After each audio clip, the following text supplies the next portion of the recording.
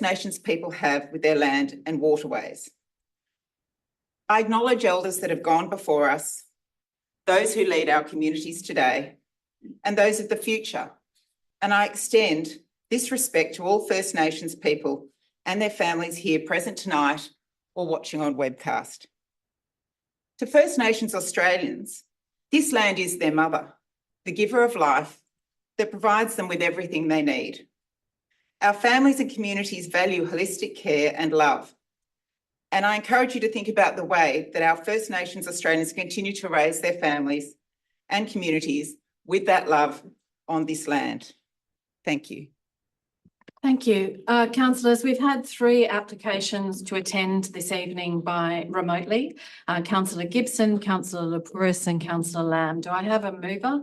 Moved by Councillor Santa, seconded by Councillor Spencerley. I put it to the meeting. All those in favour?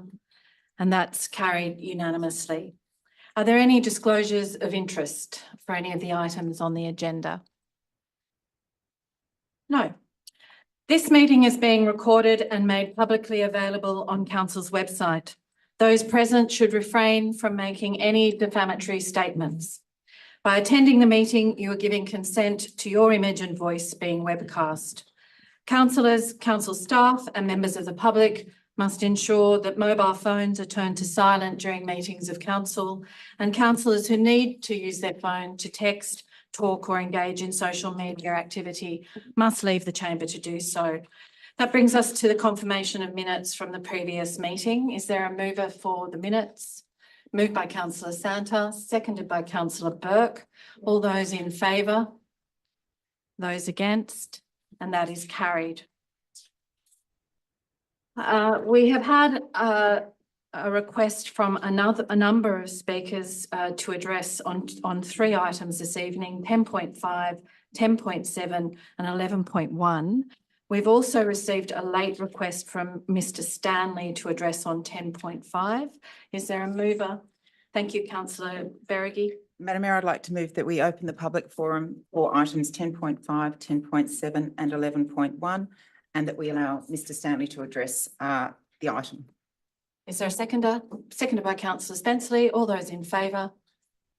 Thank you. Those against? And that is carried.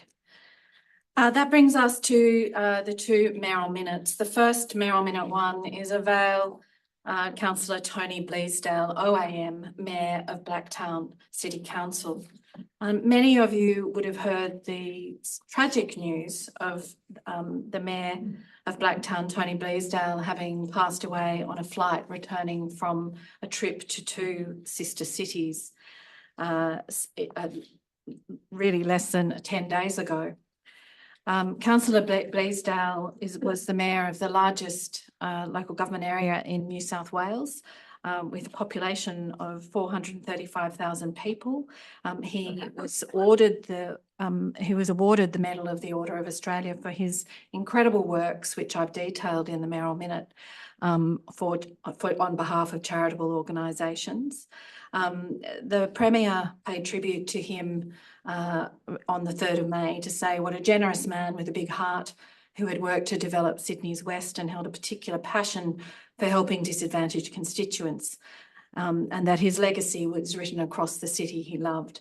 So I therefore recommend that Council acknowledge the contribution of Councillor Bleasdale to Blacktown City Council, to his community and to local government more generally, and that Council write to Councillor Bleasdale's family and to Blacktown City Council expressing condolences, acknowledgement and gratitude for Councillor Bleasdale's service and contribution to Blacktown and the broader community.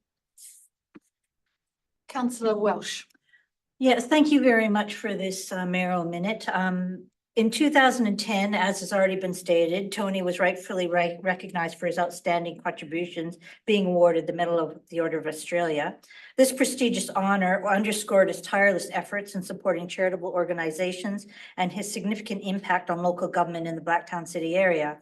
Tony's service exemplifies the true spirit of selflessness and compassion, embodying the values that lie at the heart of our community.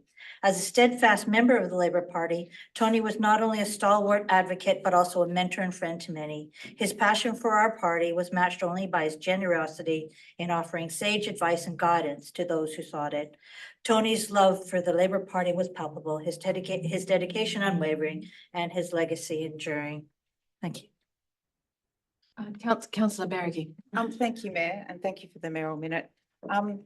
In cases where it's a member of our community, we often plant a tree, but I understand that Tony Bdale was a great person in supporting charities, and he has nominated, his family have nominated a number of charities that the family has asked that instead of flowers or anything else, a donation be made to. So would you take on, maybe the General Manager investigate one of the charities and just make a suitable donation in the council's name?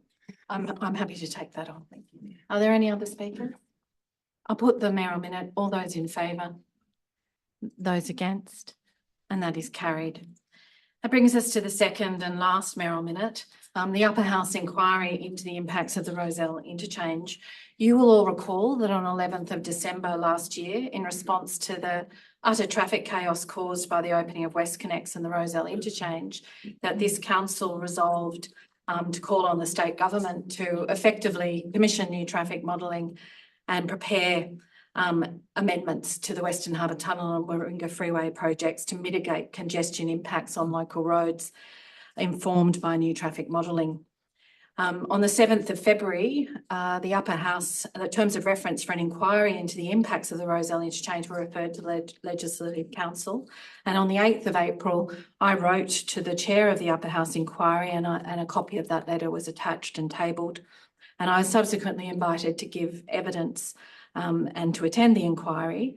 And I did so on the 23rd of April, together with the Mayor of Hunters Hill, Zach Miles, and Mr Kim Woodbury, the Chief Operating Officer of the City of Sydney. It was no accident that the three surrounding councils were there. The City of Sydney, like North Sydney, had been raising concerns about the impacts of the Rozelle interchange and WestConnex on traffic in this in the City of Sydney from the beginning, as had North Sydney Council. And Hunters Hill we heard, terribly impacted by the impacts of the now operational WestConnex and Rozelle interchange. On the 3rd of May, many of you would have read that the Upper House inquiry then heard evidence, astounding evidence, from four former very senior bureaucrats and traffic engineers, Paul Forward, Stuart McCreary, Chris Ford and Les Wallinger. Many of Wes Wallinger, who had actually established Transport for New South Wales. And I have also tabled and copied both my opening statement to the public inquiry, but also their joint submission. And I say that their evidence was somewhat extraordinary, but unsurprising to our community and to this council, in that they reiterated the very concerns that we have been raising for nearly 8 years. And that is that an additional harbour traffic and crossing, they revealed that Transport for New South Wales, as it now is, had never modelled for the crossing that in the location that it is now proposed and being tunnelled, but rather it was to go off from Iron Cove straight across away from the North Sydney local government area and join up with the M2 in order to be the most efficient tunnel that it could be. They all raised serious concerns. In extraordinary, Mr Wallinger warned of another bloody disaster and stated, if you think you've got problems now, you wait if you don't change this bloody intersection at the Warringah Freeway. Depressingly, none of that evidence is surprising to us, nor to the councillors who opposed these projects from inception, and nor is it surprising to the very many local warriors in our community who have understood the impacts from publication of the first environmental impact statement. These concerns have been consistently raised on deaf ears to governments of both political persuasions to date. Following the evidence from those former very senior bureaucrats who are now sounding the same warnings, I'm hopeful that these voices, joining those of our community, will spur this new government and the Departmental Secretary to halt and review the Western Harbour Tunnel project and avoid a repeat, even an intensification of the traffic chaos at the other end of the project here in North Sydney. Retrofitting costs much more than fixing the problem in the design and construction phase. This is the last window of opportunity because those boring machines are working apace even tonight. To proceed on the current plans and ignore that expert evidence is reckless in the extreme. And so therefore I recommend that Council note the attached correspondence and that Council again call on the state government to halt and urgently review the design of the Western Harbour Tunnel project, and that Council write to the Minister for Roads, the Honourable John Graham, and urge him to direct that urgent halt and review, and that a copy of this resolution and minute be provided to the Upper House inquiry. Part of what I put to the Upper House inquiry was that they now have an opportunity, because it is too late for Rozelle Interchange, because it's built and it's operational. But it isn't too late for them to make recommendations to mitigate some of those impacts, not only on North Sydney, but on the broader road network more generally. Thank you. Are there any speakers? Councillor Santa. Thank you, Mayor. This project is against the stated purpose of urban freeways, to provide a bypass of major CBDs. The planners of this project devised a scheme to bypass the Sydney CBD, but they seem to have forgotten that North Sydney also has a CBD. Indeed, their project will in fact increase traffic into our CBD at the same time as we're having to cope with great increases in traffic from increased student numbers in our local schools and in the increase in the residential population. With the planned removal under this project of the Ernest Street access ramps to all but the existing Harbour Tunnel, the Ourimbah Road, McPherson Street, Ernest Street bypass will no longer be available for traffic from the northern beaches wishing to access the city via the bridge or Western or Northern Sydney. And as a result, traffic along Military Road and into North Sydney will increase. This will not be because of the removal of the Beaches Link component of the project, but because primarily of the removal of the Ernest Street ramps. I also can't understand why the project planners chose Berry Street, right in the heart of our CBD, as the main interchange for the project. All this, plus the funneling of yet more traffic from the western suburbs into an already over-congested Warringah freeway. As a grandfather of a one-time student at Anzac Park School, I can also be concerned at their decision to install a tunnel exhaust system only a few hundred metres from the school, and even less from the residents of Ernest Street, Falcon Street, Lytton Street, Moody Street, Camaray Avenue, and other streets in the area. I would also like to foreshadow a recommendation for the roofing over of part of the Warringah Freeway to reconnect Camaray Park, Anzac Park, Jefferson Jackson Reserve, and St Leonard's Park, paid for by the state government, to at least partially compensate our local government area for the cost to us of this project, and to reunite the halves of our divided LGA area divided by this freeway. I will be supporting this motion. Thank you. Are there any other speakers? Councillor Berrigan. Thank you, Mayor. As one of those councillors who, like you, oppose these motorways from the inception, not because I don't believe in good design, but because the outcomes we knew were going to be disastrous for North Sydney. And having read both the EISs for the Western Harbour Tunnel and the Beaches Link, none of this is a surprise. What is a relief is that we have 4 experts in the field prepared to put their names on the line and call the government out, and call them out now whilst something can still be done. And I hope that they heed the expert advice. It's often said that insanity is doing the same thing over and over again and expecting a different outcome. Well, I would say this is reckless.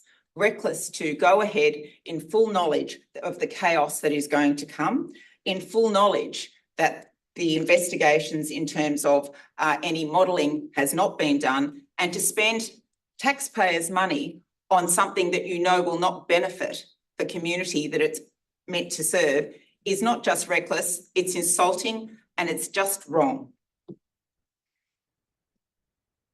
I'm very grateful to you, Mayor, for taking the opportunity to speak on behalf of our residents to the Upper House inquiry, like I am the City of Sydney and Hunters Hill.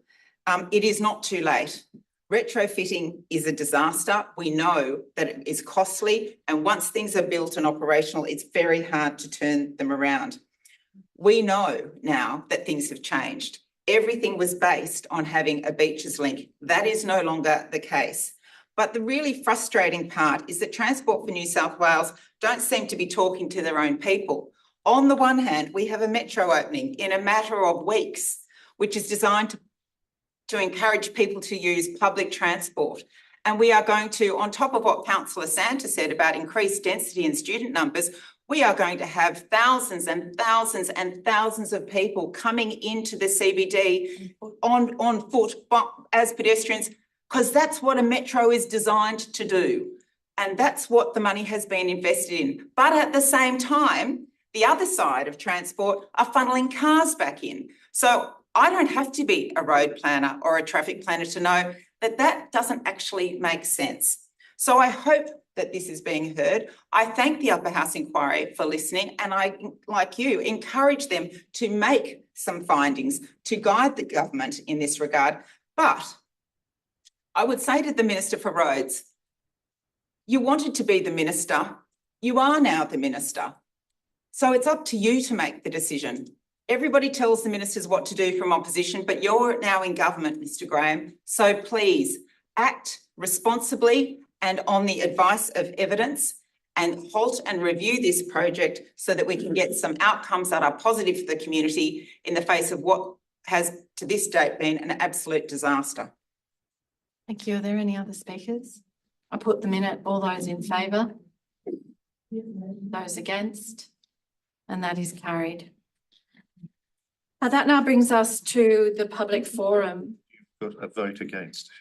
I said it was carried, not unanimously. I know Councillor Porras against. With that now brings us to the opening of the public forum and to item 10.5, the proposed acquisition of lease by Transport for New South Wales for construction of the Sydney Harbour Bridge Cycleway. There are now 6 registered speakers. The first is Mr. Robert Stitt, the Chair of Lavender Bay Precinct. If you would come forward, please.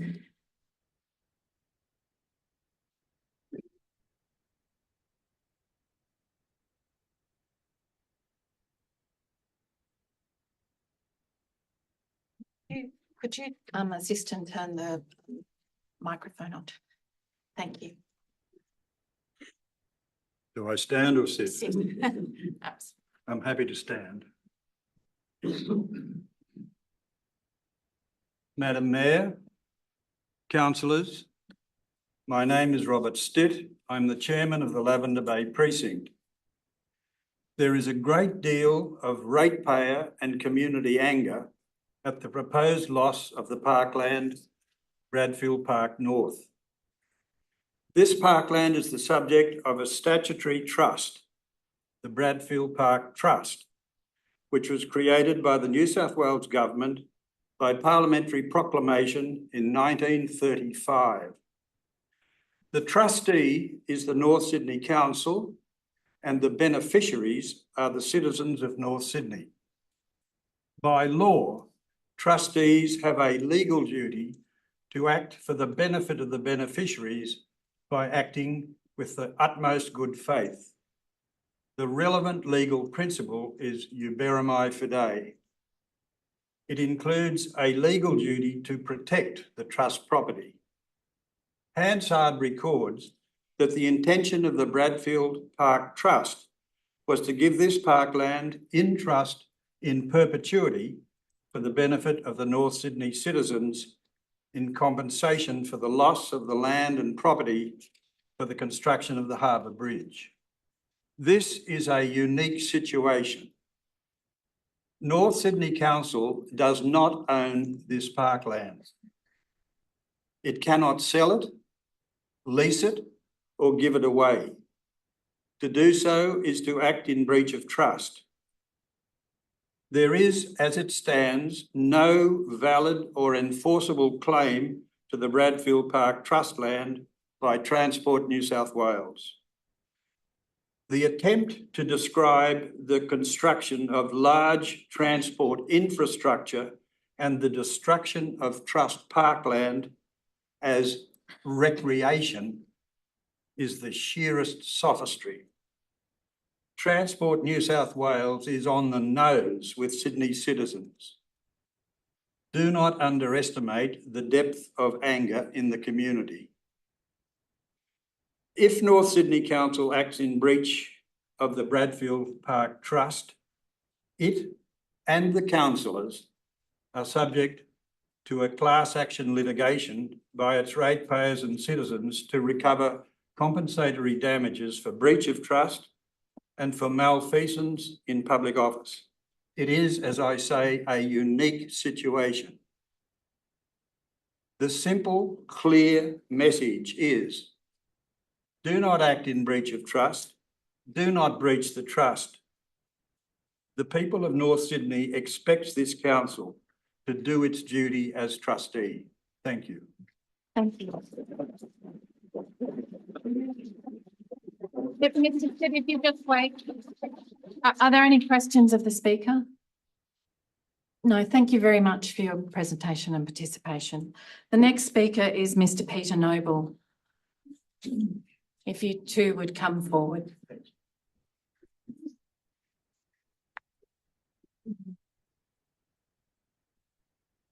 Thank you. Hello again, Mayor, councillors. I'm Peter Noble. I'm a resident of Milsons Point and I'm a participant in the Milsons Point Community Group and 11 Day precinct. Can you hear me now? Okay, sorry. I'm also a lawyer and I've studied this aspect of the case quite considerably. But as background to my comments, I'm concerned that after 3 years of working with this matter, we have come to this point in time. The trustee obligations granted to council have largely been ignored. Let me remind you again of what was said when the land comprising of Bradfield Park was transferred in trust to you. There is no more sacred land in Sydney than the land acquired for the construction of the Sydney Harbour Bridge. There are two comments I'd like to bring to your attention. First, by the member of North Sydney who said in 1935, this motion will hand back to the residents of North Sydney certain areas for which they have paid dearly.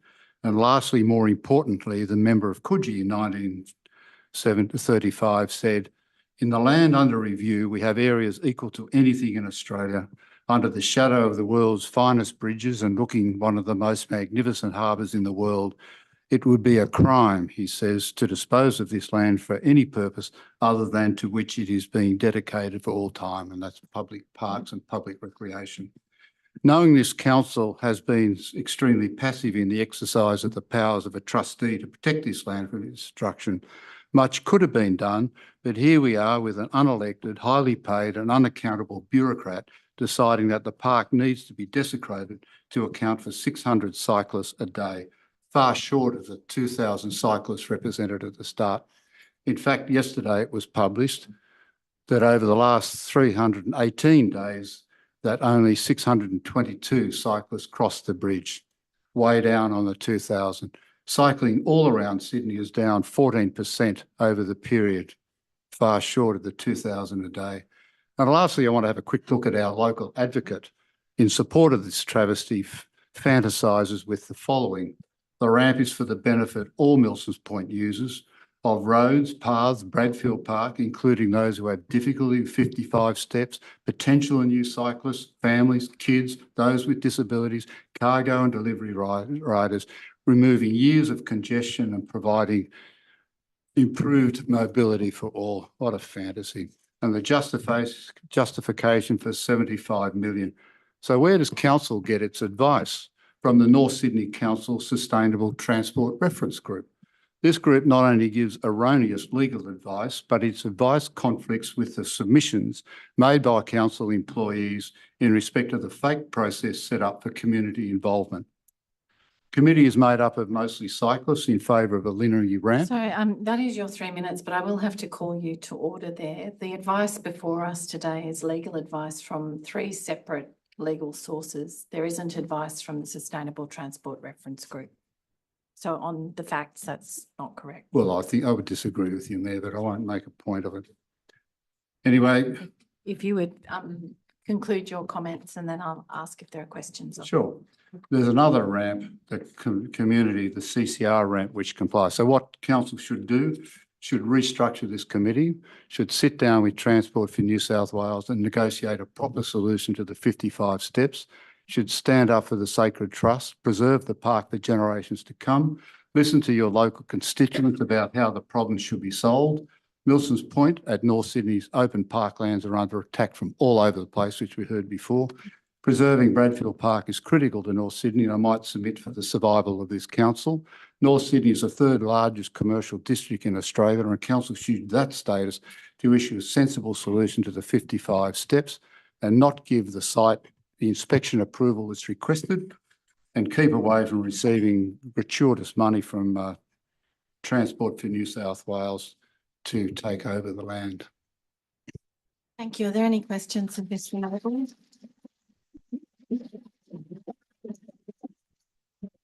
No, thank you for your, there are no questions. Thank you for your presentation and your participation. The next speaker is Ian Lloyd. If you would come forward, please.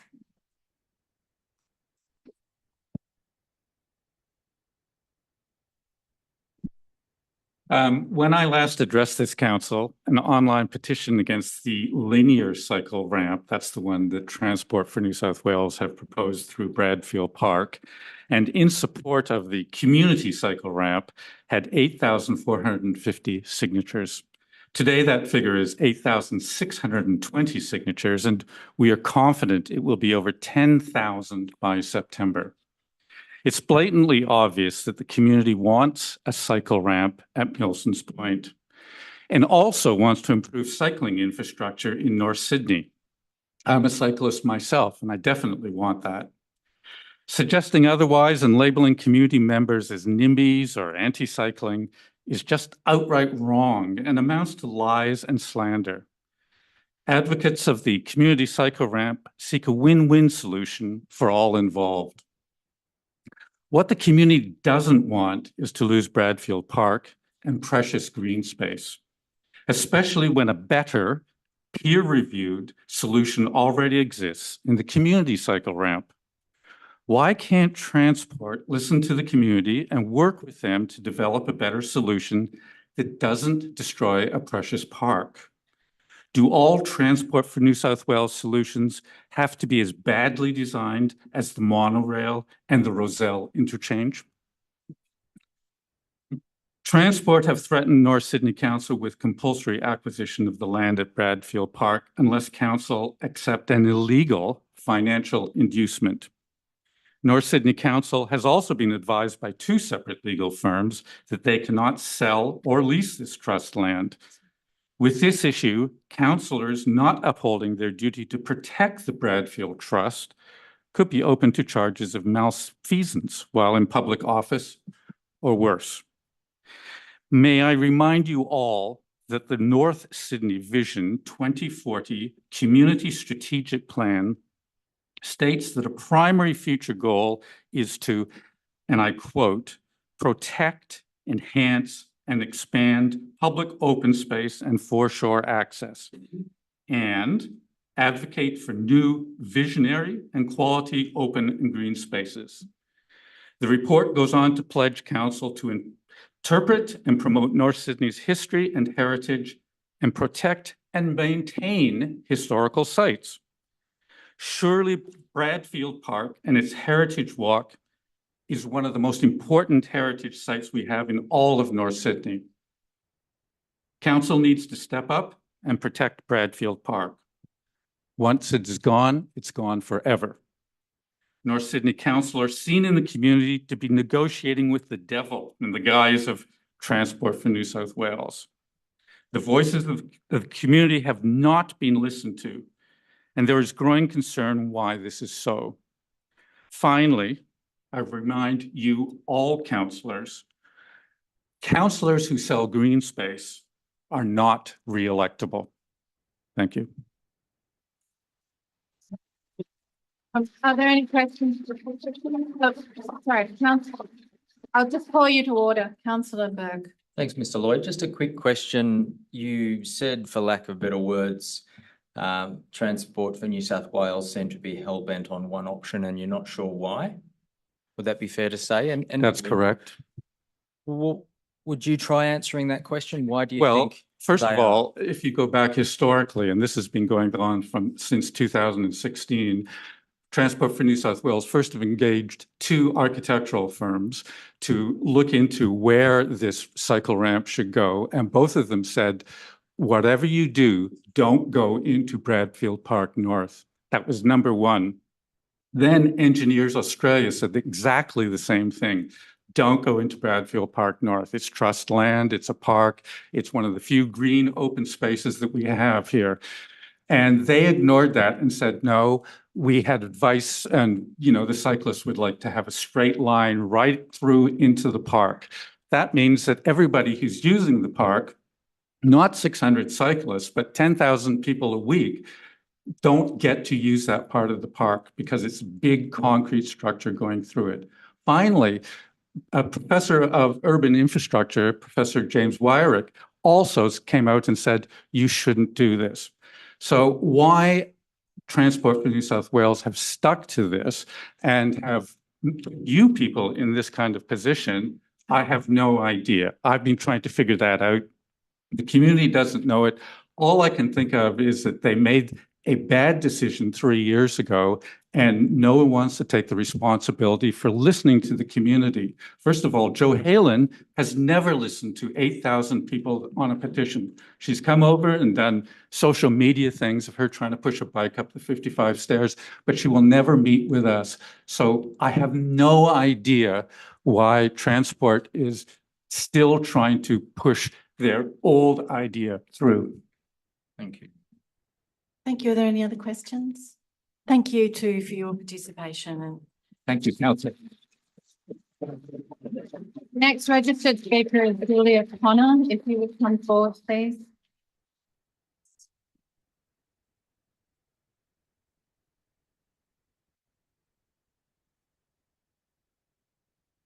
Hi, my name is Julia Connor and I'm convener of Milsons Point Community Group. Way back in 2016, Transport for New South Wales was considering an alternative solution to the inconvenience of the 55 steps from the bridge cycleway. In good faith, our community made some suggestions after researching what had proved workable both locally and overseas. However, it soon became apparent that the only scheme Transport favoured was a straight ramp. This is seemingly the holy grail for cyclists.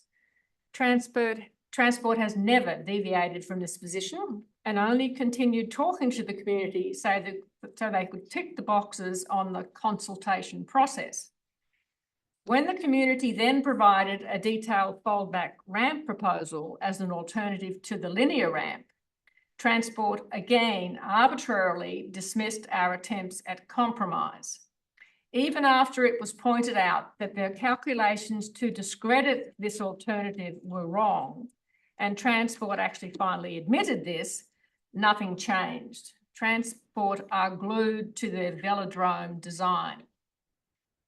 Transport has never appreciated how important Bradfield Park is to our community. It is a small, unique, highly sensitive park sandwiched between the bridge and busy Alfred Street. Milsons Point residents live in one of the most densely populated areas in Sydney. Our 4,000 residents in high-rise apartments regard Bradfield Park as their front garden. It's the lungs of Milsons Point. The park is heavily pedestrianised. According to Transport's own figures, some 10,400 people use it daily, enjoying the open, safe space. If this ramp goes ahead, the tranquil pedestrian pathway through the park will be blocked by the ramp. This forces pedestrians onto the noisy footpath along congested Alfred Street, where they will come into direct conflict with cyclists exiting the ramp. Transport has never explained how this will be made or even could be made safe. Bradfield Park is also a garden with beautiful flower beds running alongside the sweeping bridge walls. Many of the flower beds and mature trees will be removed to accommodate the large concrete and steel cycle ramp which looms overhead. At 3 metres wide, it takes up a third of the width of the park. As it descends, it dramatically reduces the usable green space underneath. Additionally, the symmetry of the magnificent plaza in front of Milsons Point Station will be destroyed to accommodate the large concrete stanchions on which the cycle ramp will rest. From the very beginning, the intransigence on display by the juggernaut that is Transport for New South Wales makes a mockery of the words community consultation. That it overrides the legitimate concerns of thousands who use Bradfield Park North daily leaves one with a very jaded view of the democratic process. The community has fought this proposal for over 8 long years. We now ask that all councillors support their local community and take every possible action, including political persuasion and, if necessary, litigation, to prevent the destruction of our park. It is truly priceless. Thank you. Are there any questions? Thank you. In case any of the councils don't actually know where Bradfield Park is, can I just? To accept something, we have to resolve to Okay. take it. So I'd have Councillor Spencer Thank you. If you that it be tabled. Is there a seconder? Councillor Santa, all those in favour? Excuse me, Ms Connor, if you just allow us to vote. Thank you. All those in favour? Thank you. That's carried. And if you give it to the council Okay. officer. And pass it around, that'd be lovely. Thank you. Yeah. The next registered speaker is John Connor. If you would come forward, please. Thank you.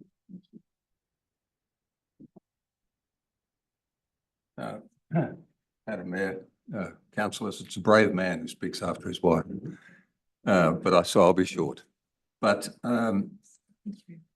really, I think things can be fairly easily boiled down, actually.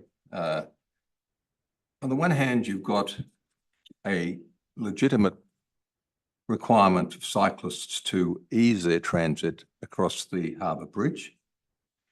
On the other hand, you've got the need to preserve Bradfield Park. And the fact is that there is an alternative. The alternative developed by the community was not a job of amateurs.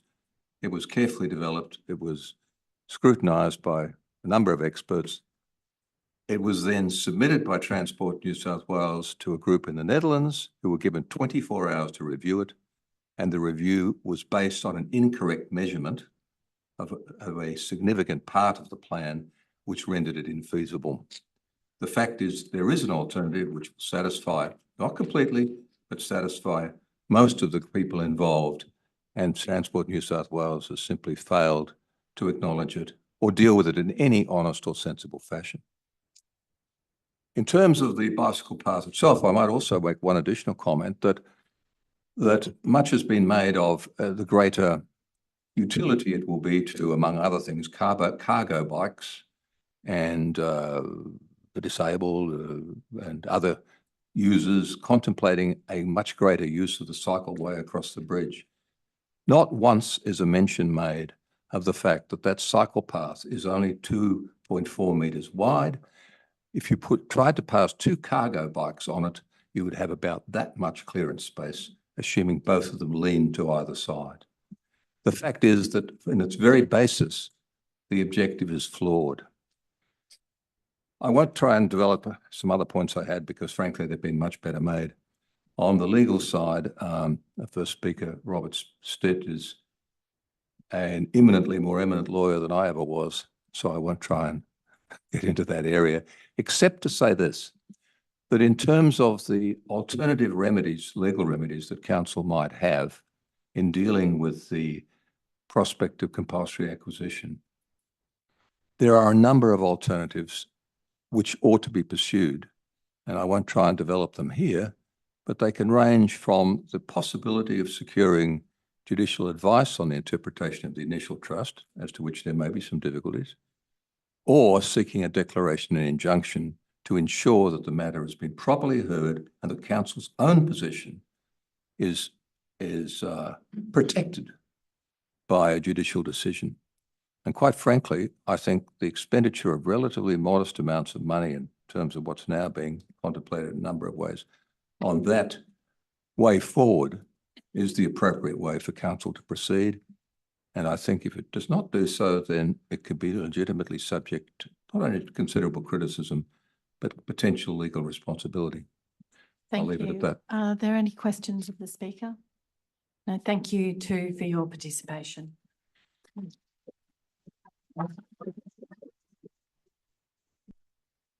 We now have Peter McLean, who will attend remotely. See.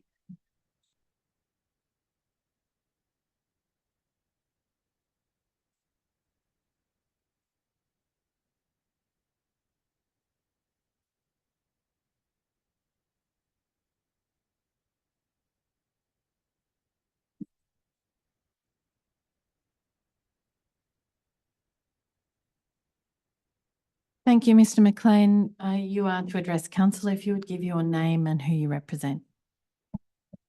Peter McLean, CEO at Bicycle New South Wales. Thank you for the opportunity to address the council, Madam Mayor, and councillors. I appreciate your time tonight.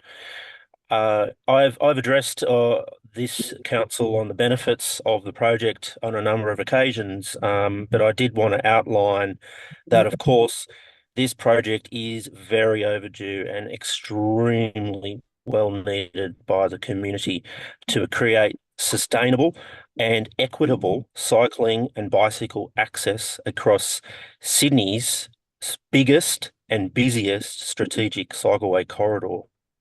We're already seeing an uptick of 43% increase in trips across the bridge in the last 6 months.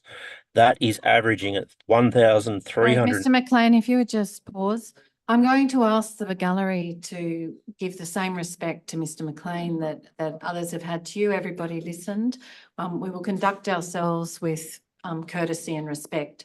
So whether you agree with Mr. McLean or not, that is the essence of democracy, is that we can listen politely. Thank you. Mr. McLean, you may continue.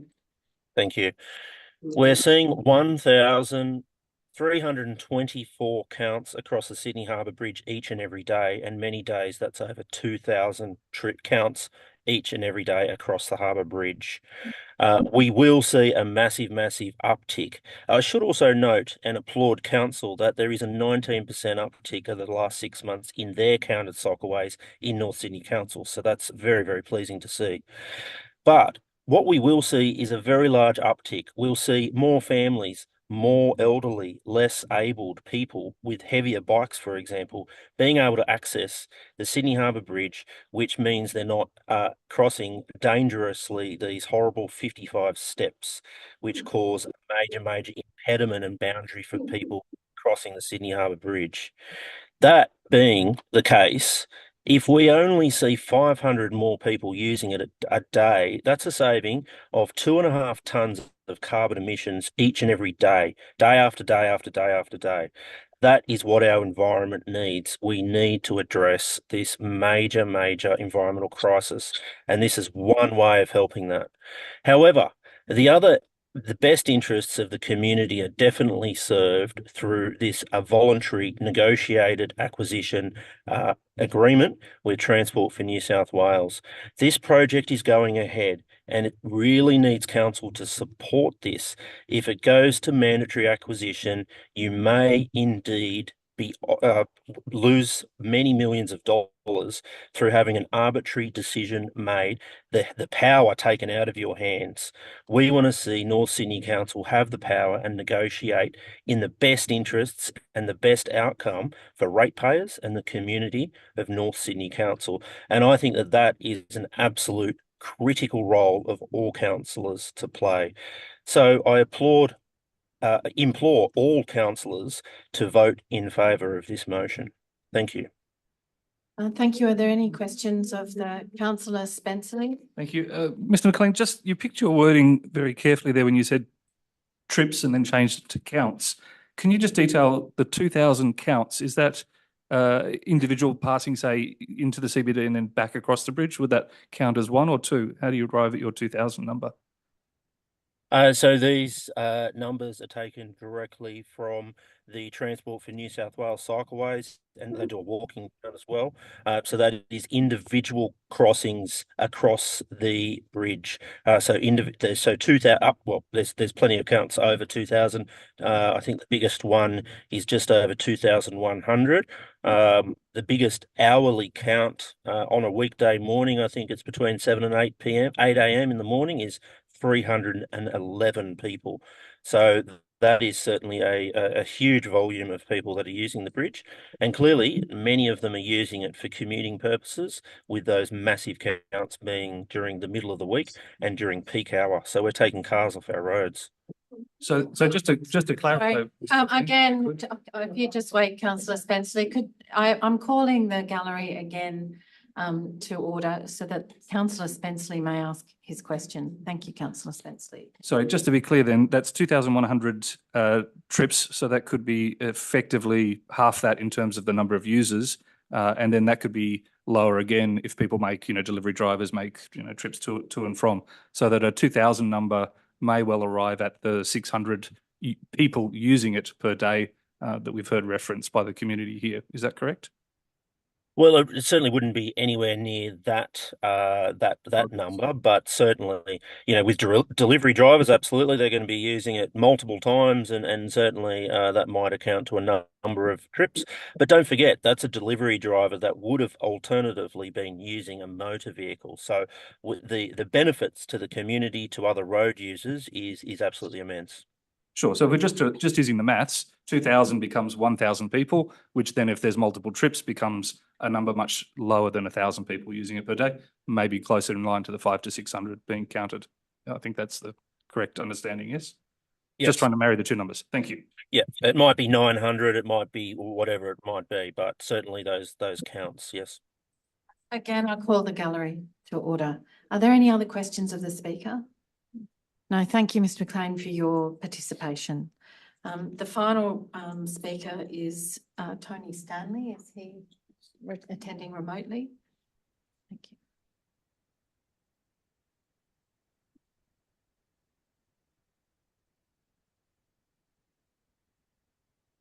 Mr. Stanley, if you would give your name and who you represent, and you are to address council. Thank you. Mr. Stanley, you're on mute.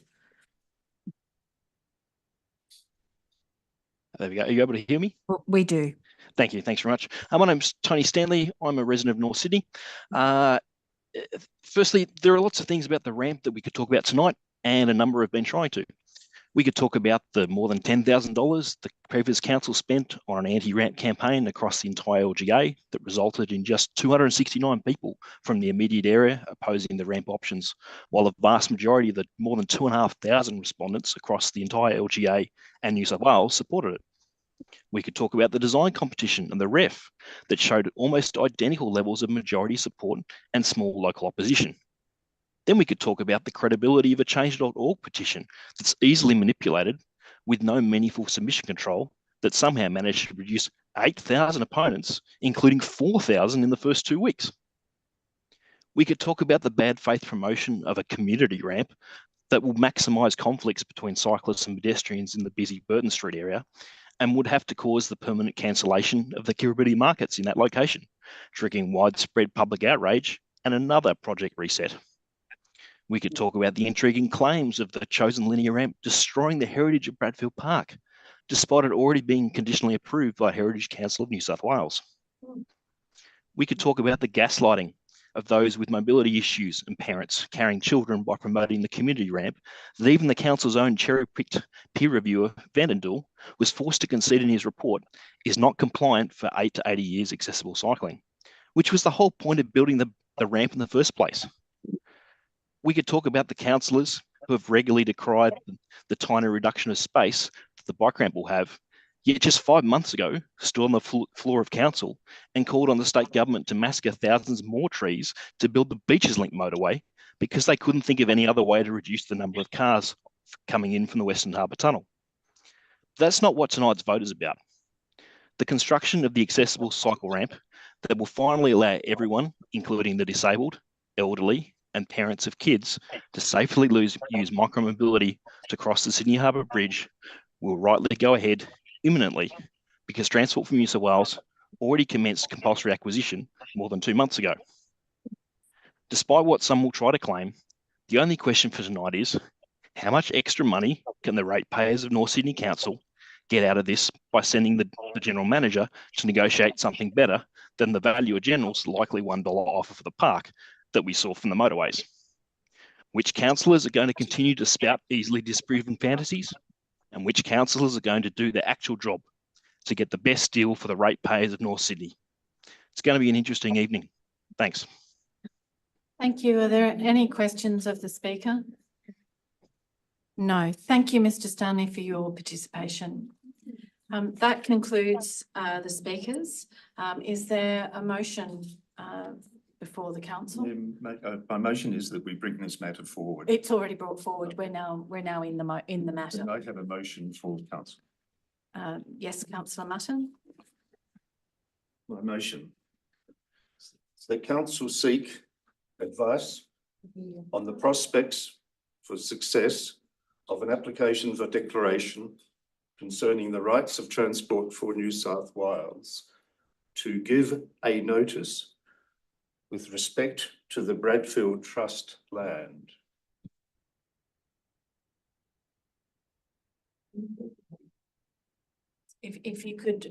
Councillor Mutton, if you could repeat that so that the minute taker could get it down. Sorry. Yeah. Could you repeat it so that the minute taker can put it down and then the councillors will have the benefit? The council seek advice on the prospects for success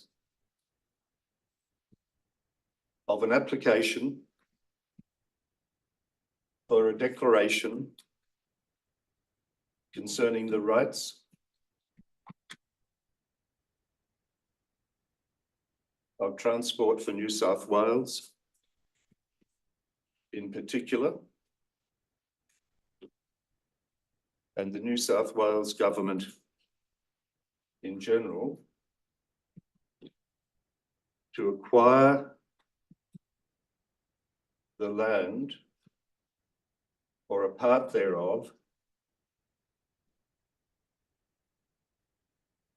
known as the Bradfield Trust land. Is there a seconder for the motion? Councillor Spenceley. Do you wish to speak to your motion? Thank you, Mayor. It concerns me greatly that we should be having this debate after a long period of consultation, after much discussion with the community that has generated two proposals. One proposal from Transport for New South Wales that sends the ramp clear through a park of incredible significance to North Sydney. And another proposal prepared by the community that is sympathetic to the need to preserve and protect Bradfield Park, that locates the ramp to the side of the park, that conforms with all of the requirements of Transport for New South Wales for ramps for cycles. That the community comes together with a petition of in excess of 8,600 people. That the community keeps asking Minister Halen for a meeting and is ignored by Transport for New South Wales and is ignored by the Minister. It is disbelief.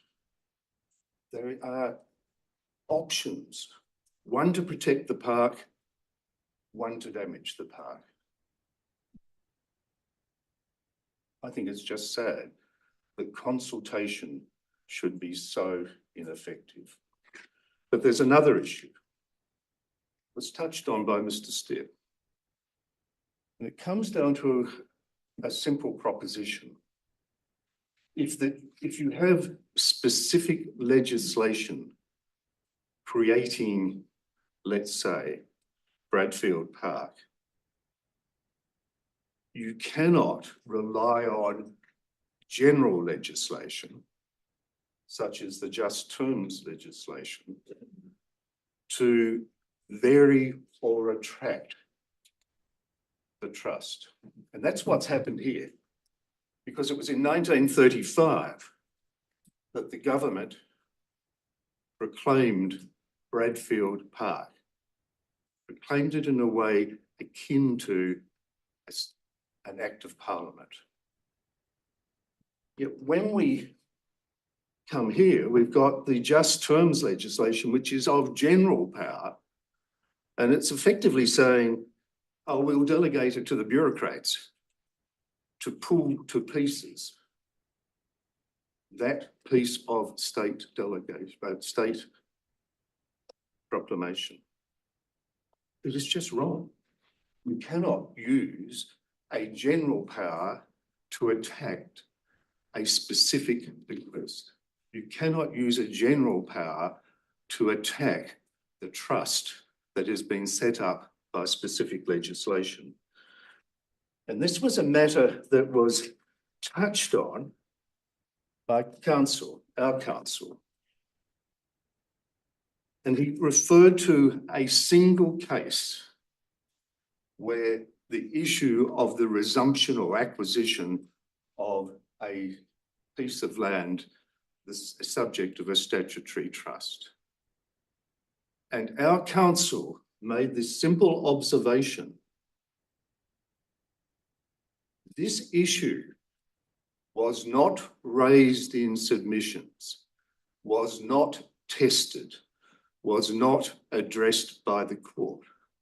So our council, in my world, expresses surprise that the matter has not been dealt with by the court. And I share that surprise because I firmly hold the view that just terms legislation does not give Transport for New South Wales the power to resume or acquire land the subject of statutory trust. It simply does not do it. And we as a group of councillors, we are the trustees and we're charged with the responsibility of protecting the trust property. So it seems to me what we owe to ourselves and what we owe to our community that has been so vocal in its opposition to the acquisition. We owe to ourselves and we owe to the community the duty to approach the court and simply say to the court, does Transport for New South Wales have the power it is seeking to exercise to acquire the land? And I will end with one proposition. It wasn't that long ago that Transport for New South Wales was confronted with the very same problem. It was when it came to build the Transfield Road Tunnel under the harbour. It didn't then play games and seek to give notices under the just terms legislation. It dealt with the issue properly and directly. It passed legislation to amend the trust to take part of the land out of Bradfield Park for the purposes of building the tunnel and then return it in 2023. That's more than your My 5 question. minutes. If you'd close, please. Why is Transport for New South Wales following a new route? Why isn't it following the tried and tested route of varying the trust for its objectives? Do you know why? Because it doesn't have the power. And we're at risk of sitting back and waving it through. Fellow councillors, the way for us forward is simply to ask the court. Thank you.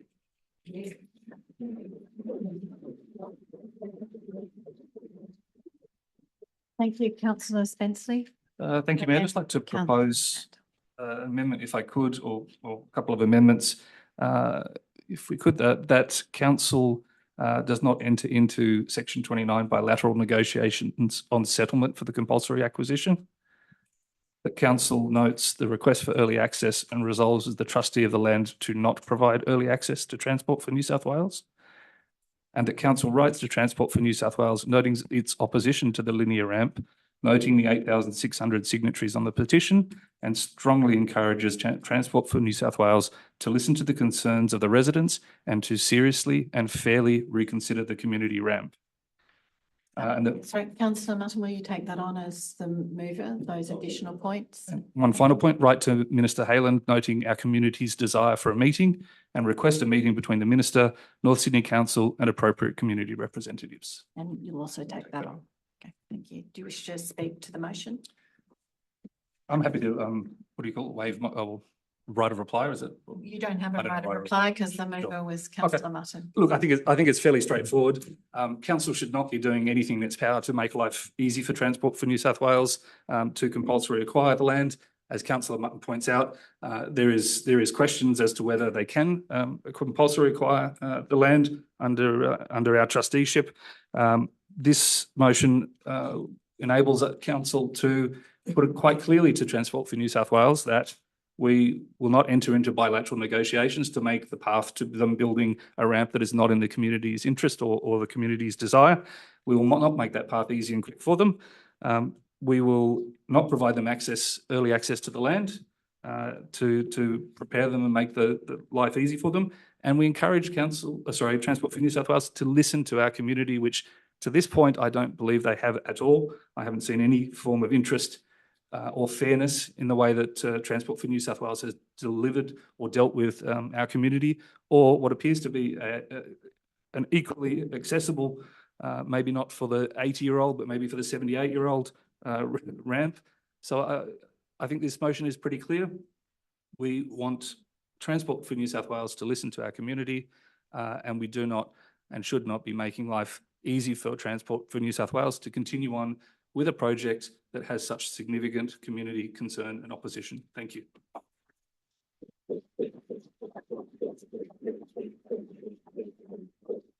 Councillor Santa, then councillor Berrigan. Thank you, Mayor. I find myself in complete moral agreement with Mr. Stitt and Mr. Noble, Mr. Lloyd, Mr. Connor and Ms. Connor. It's not, the question is not whether or not we should have a cycle ramp, but it's the type of cycle ramp that's being proposed by Transport for New South Wales. And I find myself in great agreement with the concerns that have been expressed, since I personally think that the alternative would be acceptable for cyclists. But there's a but, and it is a big but. The council has sought the advice, legal advice from a reputable law firm, which is involved very much in these matters, and two silks,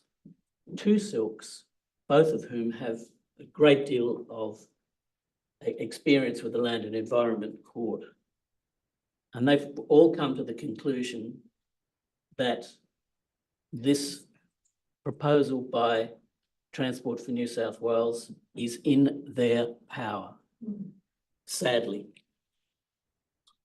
all the statutes they've also said that all the statutes, and they've looked at them extensively, all the statutes under which the land is held have been found by them to have run to ground, was the terms that they used.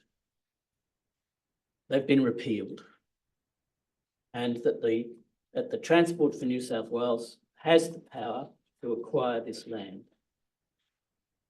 It is taken out of our hands, and it is. I must say I disagree with some of the comments made at the public forum to the effect that we are in collusion with Transport for New South Wales on this issue. Our record is that we have opposed this, but it's out of our hands according to the legal advice that we've received. Opponents of this ramp perhaps are misdirecting their criticism towards council when the real object of their attention should be Transport for New South Wales and the state government. And I note that you have made representations to the state government without effect, but I think we just have to keep persisting with that move to the state government to change their views, and that if Transport for New South Wales continues down this track, we not seek agreement with them for a lease agreement. It's not within our power to do so under the trust that we have received, that we not seek agreement. If we have compensation, I would argue that that compensation be to the greatest extent possible hypothecated to the community which is suffering under this system. Thank you. Thank you. Councillor Berrigan. Thank you, Mayor. Thank you, Councillor Santer. You took most of my lines. This is not a council project. I put forward that council investigate the community ramp, and it was. And Transport for New South Wales knocked it back. It's not our project. It's not our anything. And as Councillor Santer has said, we have received numerous advice on numerous occasions at the expense of the ratepayers to be told the same thing, that they can compulsorily acquire it and that they will. Now, we have dealt with Transport for New South Wales on numerous occasions. We were only just speaking about it about half an hour ago. And we know that they're a law unto themselves, and they've decided that is going to be the way it is. So continuing to fight, I'm a fighter, but this part of the fight is over. They are coming in tomorrow. Again, I just call the gallery to order, and if you listen to those who you may not agree with respect, thank you. This part of the fight is over. They have said that they are building a linear ramp. That is what they have said, and they are coming in tomorrow. It would be reckless in the extreme for this council to continue to expend thousands and thousands and thousands of dollars to be told what we have already been told by numerous legal experts and forego compensation for the loss of the land. We know that that is a difficult thing to even have the conversation, but we must now make that decision. So in that, I won't be supporting Councillor Mutton's motion. I will foreshadow a motion, should it fail, which is the recommendation with a point 6 that council continue to lobby Transport for New South Wales to change the exit of the ramp into Bradfield Park by extending the ramp across the Lavender Street roundabout so as to exit up Middlemas Street and near Arthur Street. Thank you. Thank you, Councillor Burke. Thank you, Mayor. Yes, we've just had yet another high-level briefing on this, and not all councillors were there, unfortunately, because it gave us, again, very, very clear advice on this. Very clear advice that we don't have the power to stop this. We have little choice, and there's a gun at our head, basically. I'm a long-standing supporter of the cycling community and great cycling infrastructure. I want to see much better cycling infrastructure in North Sydney. I want to see a ramp at the bridge, and I want to see better cycling infrastructure across all communities in Australia. But this process by Transport for New South Wales was terrible. There was no compromise. The options they put up were substandard, and I am really upset by the impact on the bridge's heritage. I've said that in a number of council meetings. I thank our community for having their say on this issue, but it is a Transport for New South Wales state government decision. And I'm not going to stand in the way even of a second best cycle ramp. I would like a best one. I think that the Bradfield Park Central was a good compromise. And I think if we had gone there early days, we would have, even the Cycling New South Wales would have lived with that. But we're down the track now, and yeah, we're left with very little choice. Would either of the councillors attending remotely wish to speak? No. Councillor Gibson, you've joined us. Do you wish to speak to Councillor Mutton's motion? You're on mute.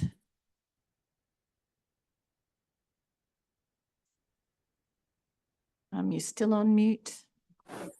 Okay, we have you. Do you wish to speak to Councillor Mutton's motion? Just, yes, please. Okay, you have the floor. I fully support the motion, and I just think this council has to fight really hard for this piece of valuable open space. We can't just give up this easy. We haven't given up before when there's been a fight against state governments, and this is no time to give in now. We must use every avenue available to try to stop this precious piece of public space being lost. And I think all of the councillors sitting around this table ran on platforms of preserving public open space. So I would urge you all to vote for Councillor Mutton's motion. Thank you, Councillor Gibson. Thank you. If you could return to mute. Thank you. And I'll come to you for your right of reply. I'm just going to speak very briefly to this. I, like the other councillors at this table, share the frustration that the community has with Transport for New South Wales, not least because of the impacts of this project on the park and on the heritage. I've spoken at length before about previous council's pursuit with support from heritage, the cycling community, and even a predecessor of Transport for New South Wales in the RTA of the Harbour Link project, which suspended a cycling crossing and didn't impact at all on the park. But it was with, and so in terms of some people here who have rewritten history, the fact is this council has began and has continued to oppose the project as it was designed. Council resolved over and over again and urged Transport for New South Wales to adopt a design that protected the heritage of the park, the green space, and had way better access in terms of those conflicts that are inherent between pedestrians, traffic and cyclists. Many of you, I'm sure, used the excellent submission that council prepared and submitted to the REF and at every step of the way. And indeed, I met with former Minister Stokes, with the then acting General Manager, Robert Emerson, to put that community ramp directly to him.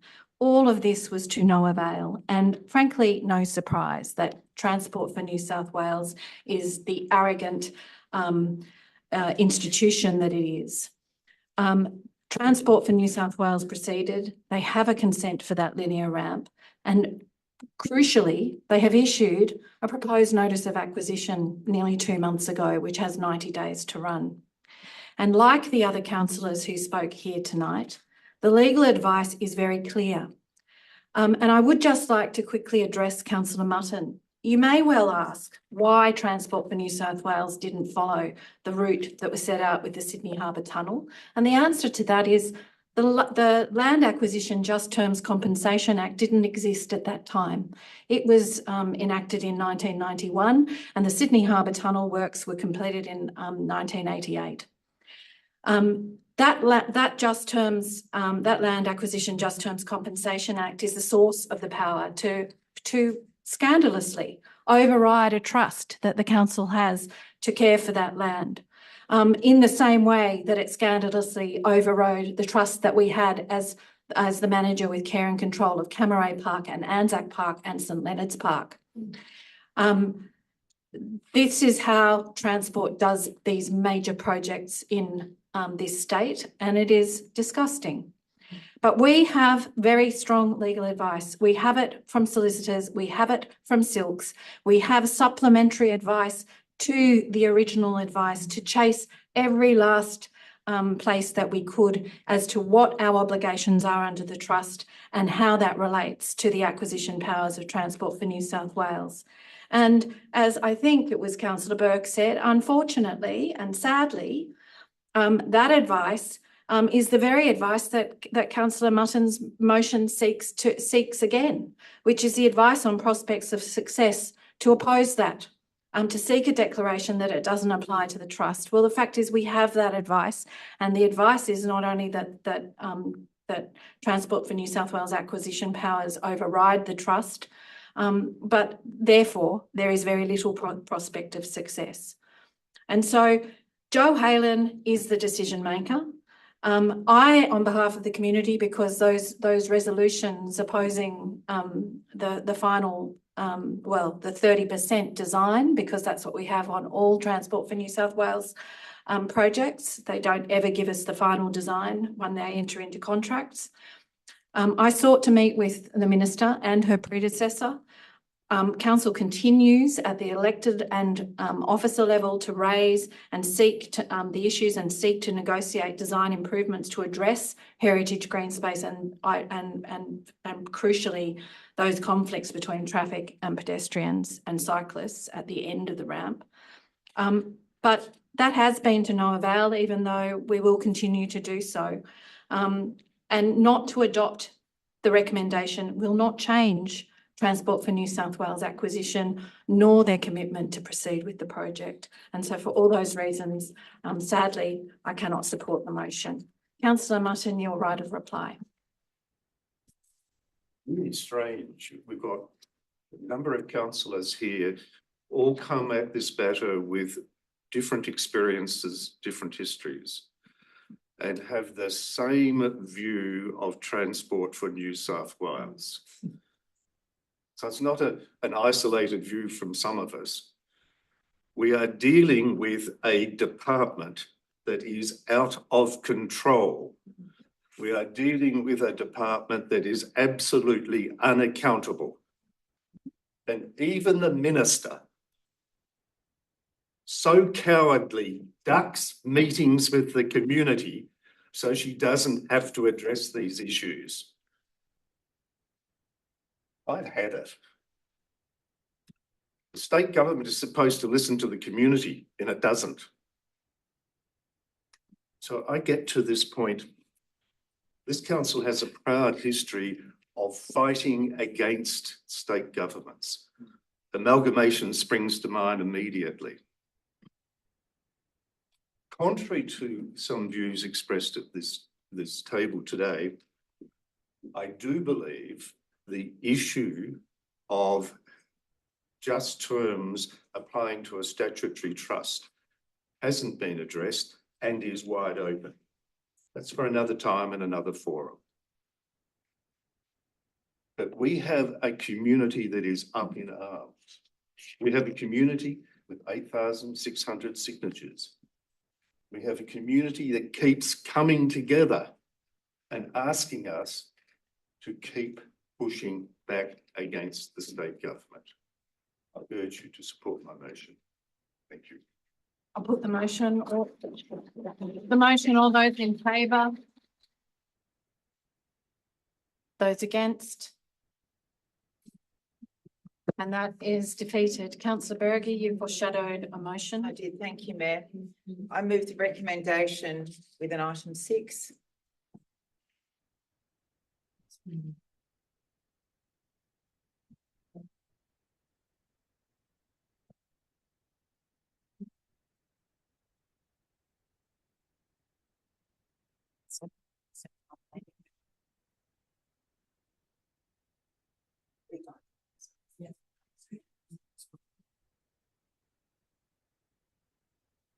Right. The council continue to lobby Transport for New South Wales to change the exit of the ramp into Bradfield Park and instead extend the ramp across the Lavender Street roundabout. Don't be specific, just say To extend the- to address pedestrian. Yep, to address, okay, I'm happy for them to do that, to address pedestrian safety concerns. Again, I call you to order. Whether or not you agree with the motion, I'm calling the gallery to order. And 7, the council continue to write to the minister seeking an urgent meeting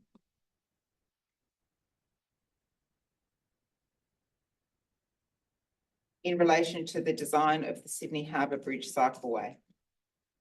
Is there a seconder for that motion? Councillor Welsh? Yep.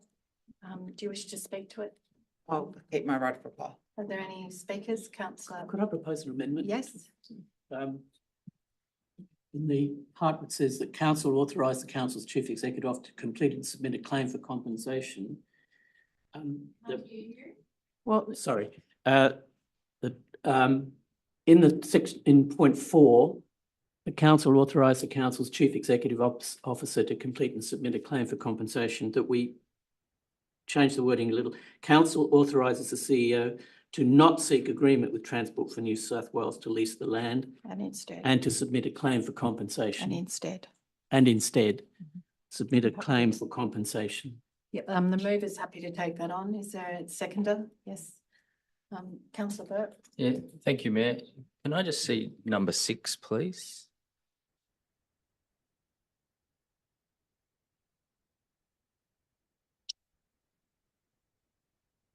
I was going to take out the Lavender Street just to address safe pedestrian safety. It was amended to say to address pedestrian safety.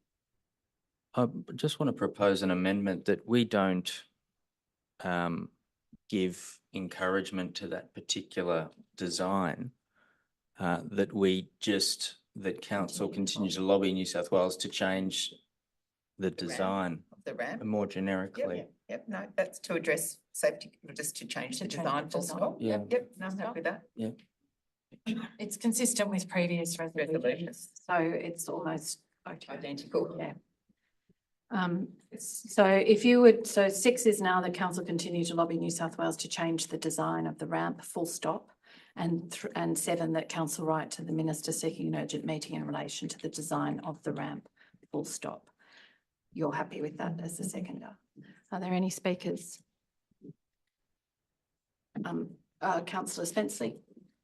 Thank you, Mayor. I think I'm confused in some ways and I guess disappointed in others. We've just talked about the Warringah Freeway upgrade and our continued opposition to that, yet as we've heard, the drills are drilling as we speak tonight. There doesn't come a point where I think we put down the fight, and we shouldn't be putting down the fight for the community ramp. We shouldn't be dancing around the issue and effectively endorsing the project that Transport for New South Wales is on by slightly modifying their design. The reality is we should be fighting for our community here, and I'm disappointed that we're not doing that.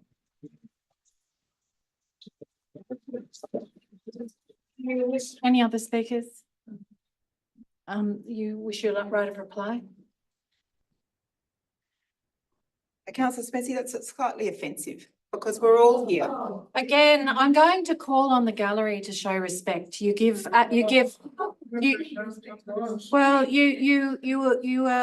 are praising those with whom you agree and you are drowning out those with whom you don't. So the simple thing in a democracy is to allow to listen even to views you don't agree with. Thank you, councillor Berry. You have the floor. Thank you, Mayor. I have stood here and I have put forward the community cycle ramp. I have stood here and I have stood up for the community, but I also have an obligation to spend council's money wisely. Just keep going. It is completely reckless not to put this motion forward. We are here to represent the community, which includes you and the commitment to sustainable transport. And yes, everyone is going to have to take the opinions of everybody else and understand everyone's coming from different perspectives. And council, again, it is not our project. We are the ones trying to get into Transport for New South Wales, just as you are. However, it is reckless when they are knocking on the doors, issued the notices, to turn around and not seek compensation at the same time. I know you might like us to fight on and fight on and fight on, but council is in a lot of debt at the moment. We are carrying over $50 million of debt. We did exactly this on the Western Harbour. And we did this with the Western Harbour Tunnel. We have done this with every project where we have fought on. And we're keeping on fighting, but we're also being responsible and to the ratepayers of North Sydney. So I really do feel slightly offended that every time I speak, I get booed because I have stood here. Again, I'm going to call you to order. I have stood here, I have put up the community cycle ramp. It was my motion. I asked for it to be considered. It was my motion. But I also know when to fight and when to also be responsible and to stay with your cards on the table. And that's what we are trying to do.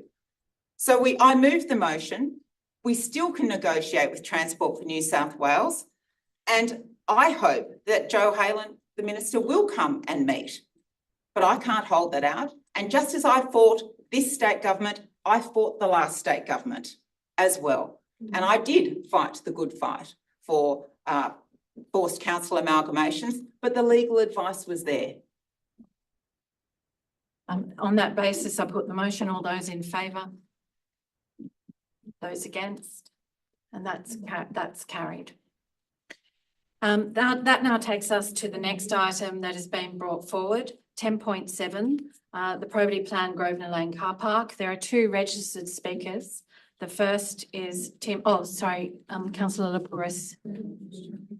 Yes, sorry, I'll excuse myself from this as a pecuniary interest. Sorry, I didn't quite get. No, in you weren't. time. You weren't here at the beginning, and I didn't ask you when you arrived. No worries. What we will do is Mr. Curry will text you when we resume to the rest of the meeting. Okay. Thank you. Take yourself out. Thank you. There are two registered speakers. Tim Atkins is the first registered speaker. If you would come forward, please.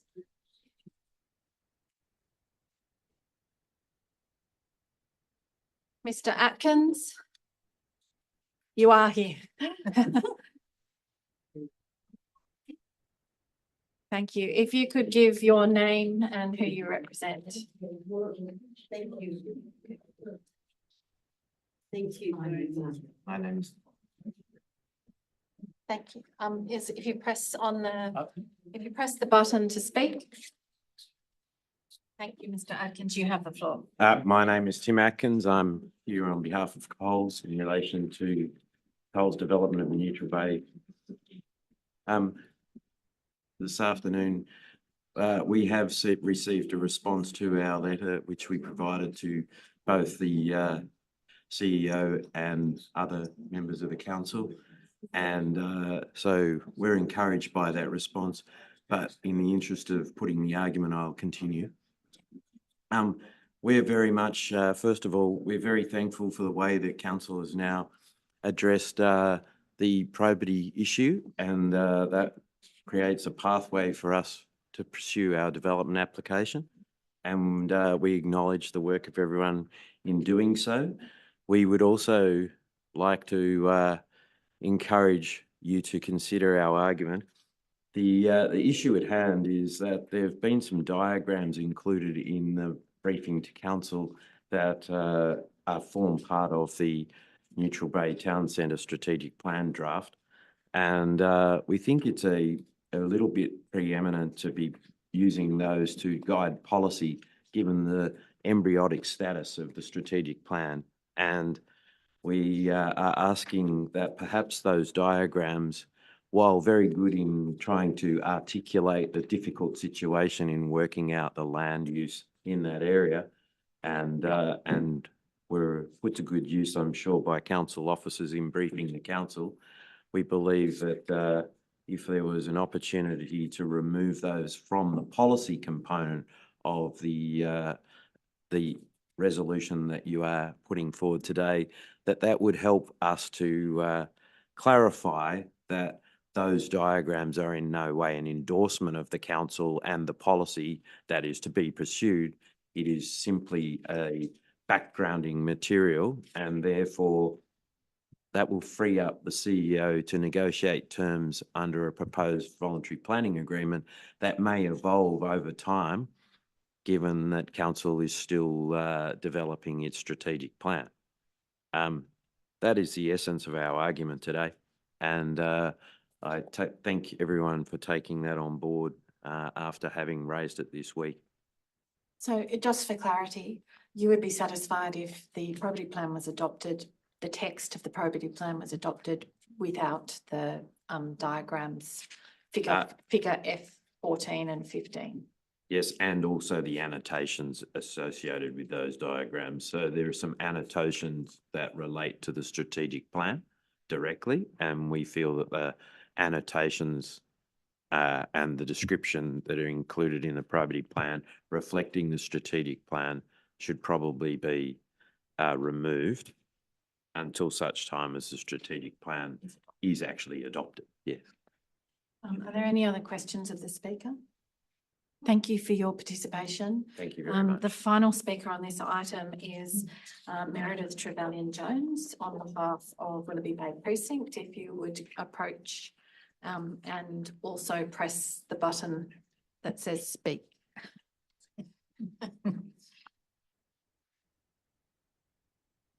Thank you. Give your name and who you represent. Thank you, Mayor. Thank you, councillors. My name is Meredith Trevelyan-Jones. I'm here on behalf of Willoughby Bay Precinct. Coles in May last year presented their ideas to Precinct on the redevelopment of the supermarket site and a new pedestrian plaza. One of the first questions was, can we get rid of the London plane trees in the car park? They cause problems for people with allergies. Coles later showed their DA plans to Precinct. Precinct's motion said Precinct would like any agreement between the developer and council to provide that the Grosvenor Lane car park land and stratum remain in public ownership with residential parking spaces relocated under the Coles site. Precinct is not alone on this. There have been hundreds of submissions on Coles DA, and it is abundantly clear that a huge number of people are opposed to privatising public land. The draft probity plan includes diagram 1.2 project map. It shows the retention of London plane trees, which are in the middle of the council car park, and it shows the basement levels divided between the developers to the north and south of the car park. The line of trees looks like a demilitarised zone between Coles to the north and Arcadia and associated landowners to the south. The legend indicates the area allocated to Coles for basement car park, including public car park, and the area allocated to Arcadia is for a basement car park. In other words, a private car park. The amount of land allocated to Arcadia looks like it is intended to provide for a car park for a major development. Council planners told the Neutral Bay Alive group that extra height is needed for Arcadia to encourage the redevelopment of these sites in order to revitalise Neutral Bay. They would be aware of the 2019 submission to Council by Arcadia and the owners of the Blue and White Dry Cleaners and Priceline Pharmacy proposing a 20-storey development. The artist's impression showed the tower located where the Blue and White Dry Cleaners and the community centre currently are. I don't know what Arcadia's plans are now, but when on Valentine's Day, Councillor Gibbs contacted me and we spoke on the phone, she said to me, you know Arcadia is going to get 12 storeys anyway, don't you? She referred to the state government's housing planning policy, which allows a 30% uplift for a developer when a component of affordable housing is included. Councillor Gibson may be right. Arcadia may be aiming for 12 stories if council approves 8 stories. Such a development needs a large car park. On Thursday, precinct members reiterated their wish to get rid of the London plane trees.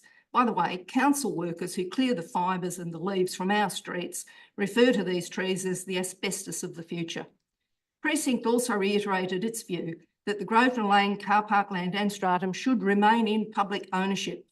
I ask that you resolve that the Groen Lane car park land, including basement levels, shall remain in public ownership and that diagram 1.2 project map be deleted from the probity plan. Thank you. Thank you. Are there any questions of the speaker? No, thank you for your participation.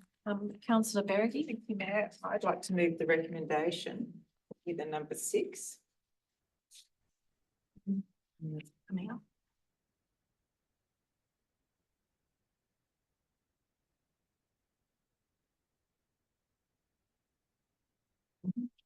That diagram 7.14 and 7.15, including annotations and descriptions, be removed from the probity plan.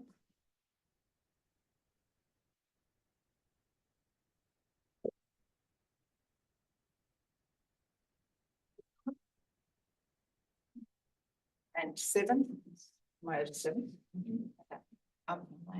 Sorry, yes, the council recommit that Groen Lane remain in public hands. Sorry, remain. In public hands.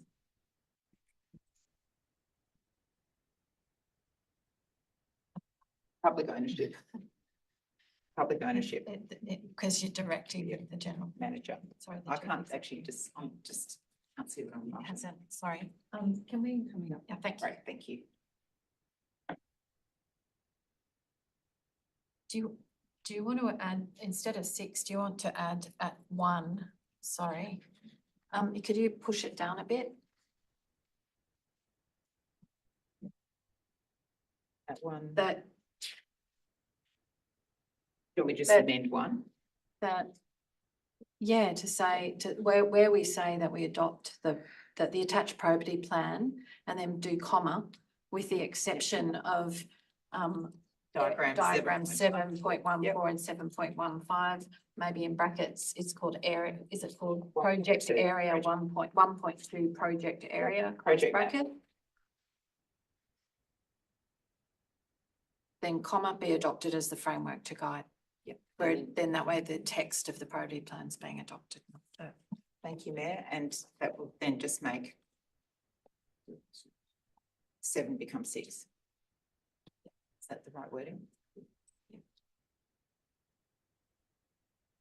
So in brackets 1.2 project area.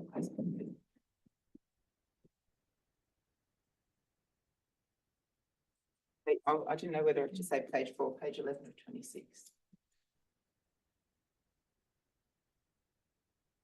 I'll speak. Do I have a second? Seconded by Councillor Santa. Thank you, Mayor. I'll just speak briefly. Thank you to council staff for putting together a probity plan. It's the way that you should do business and have one out there out front and that everybody knows how things are going to proceed. And the detail is great. And it's appreciated that it came back so quickly.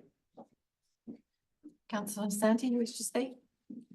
Thank you, Mayor. I'd just like to ask a question of the Chief Executive, if I may. Was there a bilateral agreement between Coles and Arcadia with the assent of Council in 2019 to allow for a subdivision of the land under the Groen Lane car park between Coles and Arcadia? Through Madam Mayor, I'll ask the Director of Planning and Environment to comment on that. If you could turn off your microphone. Oh, sorry. Thank you, Madam Mayor. There were certainly attempts around about 2019, don't hold me exactly to the dates, between Arcadia and Coles to work together to achieve a combined outcome. Those conversations which Council facilitated in the end failed, didn't eventuate to any agreement. So I'm not aware of any agreements publicly. There may have been private agreements that council's not aware of. As a follow-up, I suppose for clarity, there was no endorsement of any potential agreement between Coles and Arcadia by council staff. That's correct. Thank you. Councillor Welsh? Oh, I just also wanted to agree and thank to agree with Councillor Berge and thank the council staff for the quick and excellent probity plan that we have in place. Are there any other speakers? I put the item. All those in favour? Those against? That is carried. That brings us to the last brought forward item, notice of motion 7 of 24, May Gibbs Lookout. There is one registered speaker, Elaine Collins. If you would come forward, please.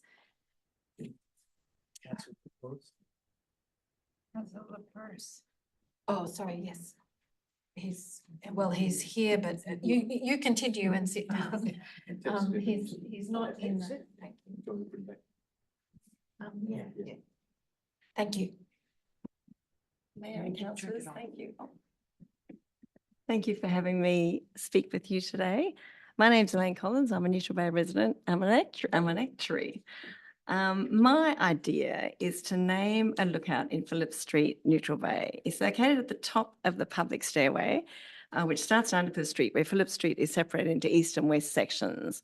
And the west section actually flows into Adams and to Phillip Street Playground, and the east section, there's a little reserve at the top of the east section. The pedestrian pathway already provides a community with a lovely view to the city. And it's a way for a lot of the community to come to the bus stop. So lots and lots of people pass that way. And it's got a lovely view of the city, the Harbour Bridge in North Sydney. And I thought it could be recognised as a lookout with the signpost. It's really a Streets Alive little reserve, which is looked after by other residents and supported by other residents. The lookout I thought it could be called the May Gibbs Lookout, because I know we already have a May Gibbs place. And from a historical perspective, it would be wonderful to formally recognise that before our famous author May Gibbs moved to Nutcote near the beach, she wrote her books from a house in Phillip Street. It was actually the intersection of Phillip Street and Phillip Street and Benboyd Road, where there's two houses. And she stayed in one of them, and she wrote Gumnut Babies in 1916 and Snugglepot and Cuddle Pie in 1918. So if that alternatively, if that wasn't considered a good idea, we could just call it a Neutral Bay Lookout. But I thought recognising the lookout, and I think all it needs is a signpost. It doesn't need cement or construction or expense spent on it. It's a lovely area. The residents would be up in arms if they knew I was asking for kind of a big development. I think it just needs. I just think recognition is really all we're looking for here. And then along Megan's theme, my other idea was to have enhancing the Phillip Street Playground on the lower level, just because it's a cute little playground. I thought it could provide further opportunity to recognise her. My ideas include creating a May Gibbs theme in the Phillip Street Playground, like a number of little placards could be created to encourage children to read. Some of those letter things that go around and around. I mean, I know your council will have all those good ideas. So some could be simple, some could be more advanced. So I thought both these ideas could be a way for North Sydney Council to enhance the community feel and amenity of Neutral Bay for a very small financial outlay. I look forward to the ideas becoming a reality. Thank you. Thank you. Are there any questions of the speaker? Thank you very much for your participation. Councillor Welsh, you move your motion. Yeah, I would like to move my motion. Seconded by Councillor Berge. Would you wish to speak? Yes, yes. And thank you. You can. Yeah, you can and return thank you to the for gallery. going to your seat. But I also want to thank you, and I agree with Elaine Collins on her exciting proposal that I believe will further enrich our community's cultural heritage. Many of us are familiar with the remarkable contributions of May Gibbs, the beloved Australian author and illustrator who gifted the world with the enchanting tales of the Gumnut Babies and Snugglepot and Cuddle Pie. It has been stated that Dairy at number 12 Phillip Street, Neutral Bay holds a significant place in literary history, for it was within those walls that May Gibbs penned her timeless stories. In 1916, the Gumnut Babies came to life, followed by Snugglepot and Cuddle Pie in 1918. While May Gibbs is rightly celebrated throughout Neutral Bay, I believe we have an opportunity to further honor her legacy in a meaningful way. I agree with Elaine Collins that we consider the feasibility of dedicating a space in Phillip Street to commemorate May Gibbs and enhancing the Phillip Street playground as outlined. This gesture would not only pay homage to a great local author, but also serve as a source of inspiration for generations to come. May Gibbs' works have captivated the hearts of countless readers, both young and old, and it is only fitting that we acknowledge her connection to our community in such a tangible way. I urge you to consider this proposal with the reverence and respect that May Gibbs' legacy deserves. By honoring her in this manner, we not only celebrate our rich literary heritage, but also reaffirm our commitment to fostering creativity and imagination within our community. I support the recommendation. Thank you. Are there any other speakers? Councillor Berrigan. I'll briefly speak, Councillor Welsh and to Ms Collins, thank you. Regularly use that playground for the last however many years. I'm sure you did as well. I would like to just hope that the council staff also include maybe doing a bit about Nutcote and where Nutcote is and a little map down if people then want to go down to Nutcote. Little walking steps or something like that, or little lookout so that we can join them up. But I have major concerns because that is a great view of the Harbour Bridge on New Year's Eve, and you've now let everyone else in on the secret. So that is the downside of such a beautiful view, but it is an amazing view. Thank you. If there are no other speakers, I put the motion. All those in favour? Those against? That's carried unanimously. That takes us back to the rest of the agenda. Item 9.1, the Waverton Peninsula Working Group Minutes. Mary, Councillor Berrigan. Oh, yes. Yep. I was going to propose, if that was all right, to move 9.1, 10.1. Oh, I'd like to speak to 9.1. Oh, okay. Sorry. We'll go for 9.1 first. Well, then. okay. Move it. I'll move 9.1. You second? Oh, yeah, I second it. Seconded by Councillor Welsh. Councillor Welsh, you wish to speak to the item? Okay, I just want to pull out two items in this report. Number one, that council explore the potential to restore urban swimming at Bdale Beach for residents of North Sydney Council. I'd like to thank Cameron Crowley for championing this.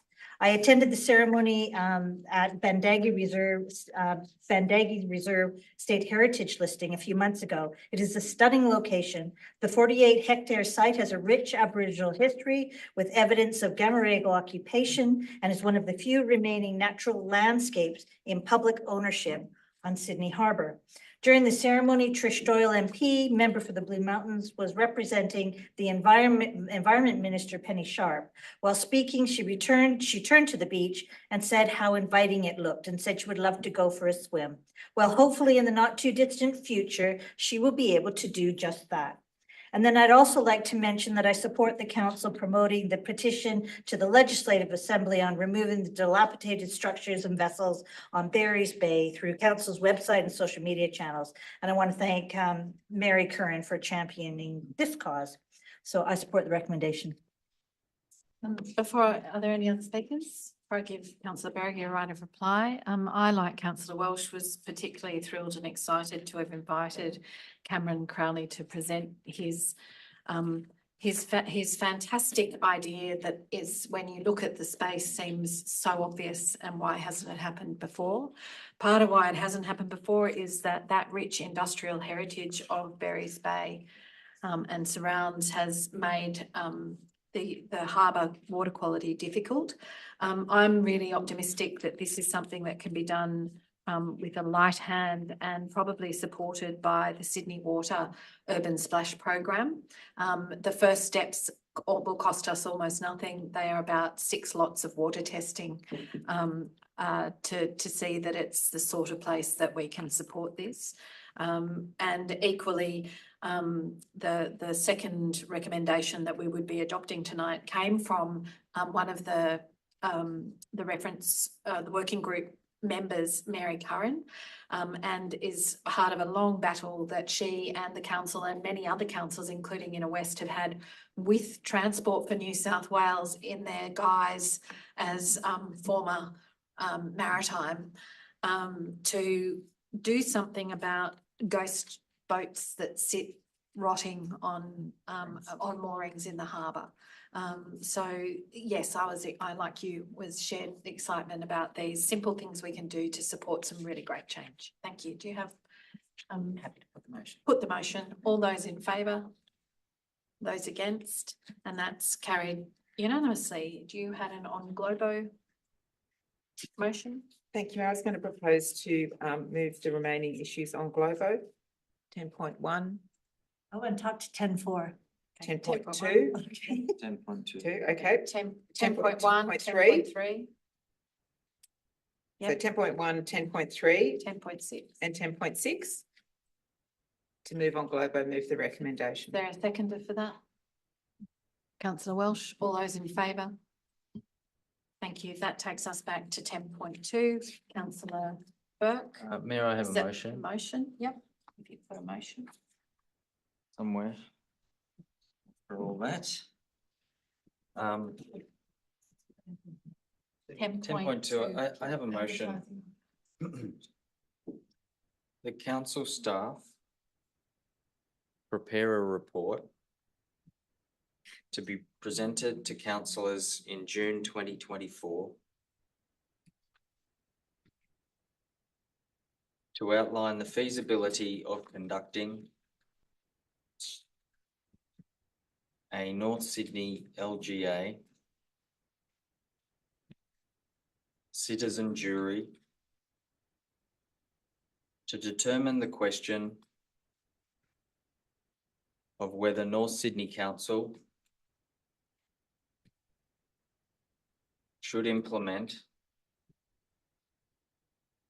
a no new advertising billboards policy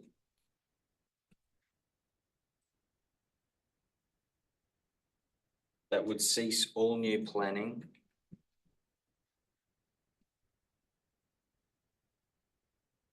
applications for outdoor advertising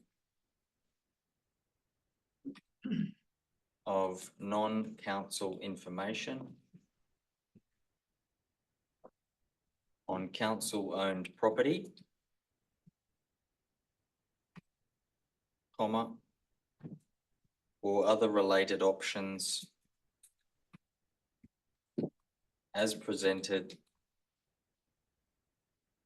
in the May 2024 advertising on council infrastructure report. You taking on item 1 as well and have that as a 2? No, this is purely my motion. Is there a seconder? It's seconded by councillor Spenceley. Do you wish to speak to your? Yes, Mayor, I'll speak to that. Some of the points you've heard me make before, but I will Worth making. make them again, yes.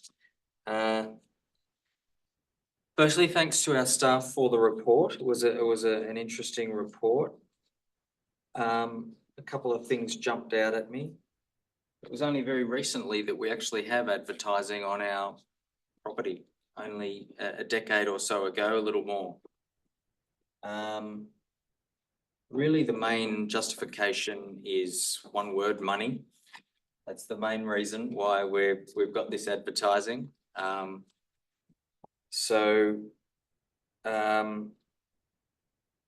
Yeah, that was the one thing that jumped out. And just wanted to make a couple of other points. For me, there are two issues involved here. One is our environment, and the second is obviously community empowerment. In terms of the environment, declaring a climate emergency means taking strong action to follow that. We need ongoing and major steps to do our part to put the environment at the centre of decision making. Sometimes they're tough choices, short-term pain for long-term gain. Advertising does encourage consumption and basically overconsumption and waste. Overconsumption is at the heart of our environmental problems, including climate change, and this has many and varied and increasing financial costs on our society. Advertising is also designed to distract drivers and pedestrians And the report also went into issues like black spots and sadly, a death, at least one death in our area on the road. And, you know, it's a good reason to not be creating more distractions around our roads. You know, the money point I made before, 400,000, 429,000 per year. Yep, that's important money for us, but it does put it into perspective when you're talking about life and accidents that can happen. Community empowerment. I believe we should also not be afraid to directly give our community decisions on certain issues. I think it's also important to talk about participatory democracy and this direct form of democracy. You know, some in this term of council, some of us councillors and others have raised concerns about the way that we consult with our community. And this is a way we could test the waters to see whether citizen juries are a good way to determine some issues. They're used all around the world, and there's a lot of proposals to use them in Australia through places like New Democracy. Trust in politics, I think, is built through consultation and talking directly to our community. You know, there is a trust issue in governance across the board, and you know, so talking directly to our community and asking them what you think will create great chatter in our community, and I think grow trust in decision making. So it could be a randomly selected panel of, say, 12 local citizens in our LGA spending a day or so looking at the pros and cons of, do we make a decision like this? Do we be a leader in this field? A very worthwhile exercise in my view, and hopefully also guide us on how to better engage directly with our community on some key issues. Also, just one more thing about the report. It did, I don't know if you read the part where it talked about, there was previous polling on this issue with our community when this was introduced, which I found interesting. But I didn't think much of the polling, got to be honest. You know, 60% of people, 61% of people agreed. Do you support the proposal to allow advertising on public infrastructure such as bus shelters, blah, blah, blah, to improve sporting facilities and upgrade North Sydney's village centres? Well, that got 60%. Great. But what about if the question put the cons as well? Suggested the answer. What about if it said, yeah, it's push polling. That's push polling. What about if the question said, do you support, you know, more advertising to distract more drivers? Do you think you'd get 60%? Or do you think you'd support more advertising to undermine our local environment or our climate? You probably wouldn't get 60%. So my point is, let's give our community both sides, and then you might not get 61% in favour. So that was interesting, and I think that's also a lesson for how we engage our community, that we can be putting a bit of both sides. So just wrapping up, I think I've made my key points. All I'm asking for is that we have a report into a citizen jury on an issue. Thank you. Are there any other speakers on the item? Councillor Spenceley, and then did you? No, you were first. You were first. You have the floor. Thank you. Well, as you know, I've been a supporter of less advertising in North Sydney LGA for at least weeks now, since I managed to see realise the folly of my ways in promoting more advertising at some of our first council meetings. I really support this. I think it'd be great to really put the finger of the pulse on what the community thinks. You know, as a community member, I would like to see less advertising. You know, I think that's a realisation Councillor Burke has helped me to come to. I'd like to see North Sydney at one point be financially stable enough that we have no advertising. What a wonderful trend that could set, you know, both locally and globally potentially. So, you know, my preference would be to take this one step further and to say no new advertising. And I think, you know, maybe that's Councillor Burke's personal opinion as well, speaking, not that I'm not speaking for him. But I would really like to see this, you know, citizen jury as a process to see how it's perceived in the community and to see the community results. So I really support this, and I think it's a great initiative. Thank you. Councillor Welsh. Thank you, Mayor. So I look forward to, you're not going to be having your core flutes up during the upcoming election. You had more than anybody in the last one, so thank you for that. I'll keep you to it. The other thing I was going to say is that wasn't really the Neutral Bay Village Planning Study a citizen jury of a kind of form? Really? I'm sorry, I'll ask. No, it wasn't a formal citizen jury. It was another form of community engagement. I think if you want an answer more similar is what we're doing as part of this Have Your Say for the next 10 years. There's a demographically accurate group of 50 local residents who will be doing day-long workshops on all of the issues that face us. So to some extent, what Councillor Burke is putting to us tonight is consistent with how we're engaging on the next 10 years. Okay, that's just the point I wanted to make. Thank you. Are there any other speakers? Councillor Santa. Thank you, Mayor. I'd just like to wonder if it's possible to ask a question of the council, how the citizen jury would operate. Please enlighten this ignoramus. I suspect that's the purpose of the report, because there are more than one model for conducting a citizen jury. If there's no other discussion, do you wish your right of reply? Yeah, Mayor, I will just respond to some of the comments made there. In brief, the report would say, you know, we could potentially do something of this size, and would it be binding or non-binding?